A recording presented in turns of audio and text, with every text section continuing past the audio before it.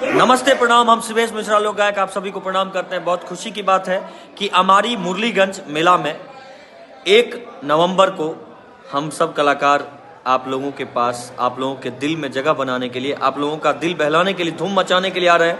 आप सभी से मिलने, आप लोगों का प्यार आशीर्वाद पाने। हमारे साथ भोजपुरी की स्टार गायिका अमृता दीक्षित, सलोनी पांडे, एक से बढ़कर एक कलाकार। तो आप सब जरूर आए, प्यार आशीर्वाद दें। और बहुत बहुत धन्यवाद हमारे चेयरमैन भैया जो कि दिल से बहुत मानते हैं हमको। हेलो, नमस्ते, प्रणाम। मैं हूँ आप सबकी अपनी अमृता दीक्षित और मैं आ रही हूँ 1 नवंबर 2022 को मुरलीगंज के ऐतिहासिक मेले में। और मुझे बुलाने के लिए बहुत बहुत शुक्रिया बउआ भैया, चेयरमैन साहब का। और ये कार्यक्रम ऑर्गेनाइज किया गया है शिवेश मिश्रा इवेंट की तरफ से। तो आप सब लोग जरूर आइए और इस कार्यक्रम का जमकर लुत्फ उठाइए। Thank you so much, love you all, जय माता दी।